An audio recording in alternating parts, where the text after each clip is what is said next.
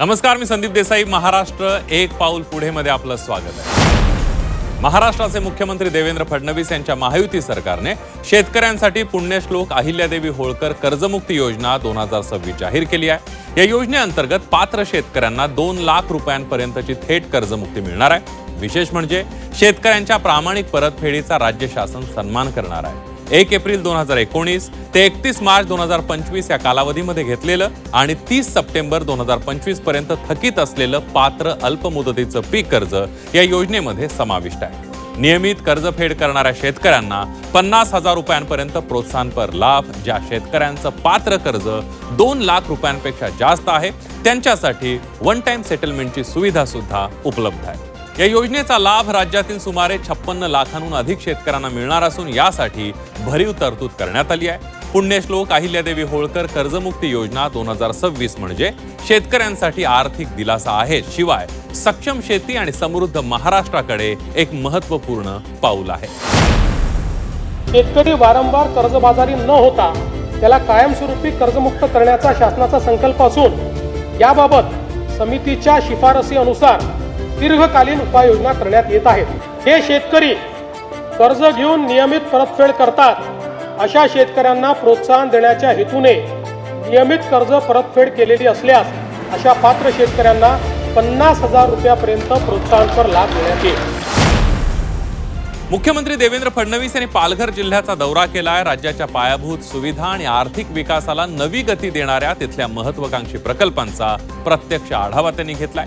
मुख्यमंत्री देवेंद्र फडणवीस यांनी वाढवण बंदर, मुंबई अहमदाबाद बुलेट ट्रेन प्रकल्प, देशातील पहिल्या प्रस्तावित ऑफशोअर विमानतळाची जागा, मुंबई दिल्ली द्रुतगती मार्गावरील मुंबई वडोदरा इंटर जंक्शनची पाहणी केली आहे. तसंच उत्तन विरार सागरी सेतू आणि नारिंगी खाडी पूल प्रकल्पाबाबत संबंधित विभागांच्या वरिष्ठ अधिकाऱ्यांना प्रकल्प वेळेमध्ये पूर्ण करण्यासह दर्जेदार कामावर भर देण्याच्या सूचना सुद्धा दिलेल्या आहेत. राज्यातील बंदर, वाहतूक, उद्योग, निर्यात, रोजगार वाढीच्या दृष्टीने हे सर्व प्रकल्प गेम चेंजर ठरणार आहेत आणि महाराष्ट्राच्या आर्थिक विकासाला नवी गती मिळणार आहे असं म्हटलं जात आहे. नसरापूर बालिका अत्याचार आणि हत्या प्रकरण पुणे विशेष सत्र न्यायालयाने 59 दिवसात निकाली काढत आरोपीला फाशीची शिक्षा सुनावली आहे. या निकालावर राज्याचे उपमुख्यमंत्री एकनाथ शिंदे यांनी समाधान व्यक्त केलंय. मुख्यमंत्री देवेंद्र फडणवीस यांच्या नेतृत्वात राज्य सरकारने महिलांच्या सुरक्षेला सर्वोच्च प्राधान्य दिलंय.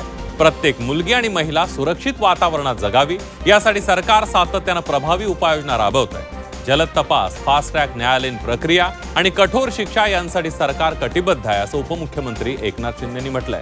तसंच नसरापूर बालिका अत्याचार प्रकरणाचा निकाल हा महिलांवर आणि बालिकांवर अत्याचार करणाऱ्यांना स्पष्ट इशारा आहे. यापुढे कुणी असं घृणास्पद कृत्य करण्यास धजावणार नाही असा हा कडक इशारा असल्याचंही उपमुख्यमंत्री एकनाथ शिंदे यांनी सांगितलंय. श्रद्धा, भक्ती, परंपरा आणि महाराष्ट्राच्या संस्कृतीचा दिव्य सोहळा म्हणजे आषाढी एकादशी. यंदाची आषाढी वारी आणि तीर्थक्षेत्र पंढरपूर येथील आषाढी एकादशी सुरळीत पार पडावी यासाठी पूर्वतयारी संदर्भात मुख्यमंत्री देवेंद्र फडणवीस यांच्या अध्यक्षतेखाली आढावा बैठक पार पडली. आषाढी वारी ही वारकरी संप्रदायाच्या श्रद्धेचा आणि महाराष्ट्राच्या सांस्कृतिक परंपरेचा महत्त्वाचा सोहळा आहे असं मुख्यमंत्री देवेंद्र फडणवीस म्हणाले.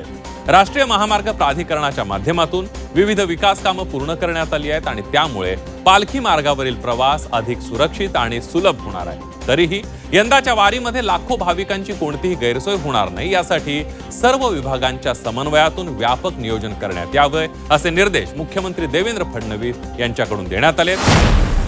उपमुख्यमंत्री सुनेत्रा पवार यांच्या हस्ते पुणे जिल्हास्तरीय पल्स पोलिओ लसीकरण मोहिमेचा शुभारंभ करण्यात आला. शासकीय ग्रामीण रुग्णालयामध्ये बालकांना लसीचे 2 थेंब पाजून उपमुख्यमंत्री सुनेत्रा पवार यांनी या मोहिमेचा शुभारंभ केला.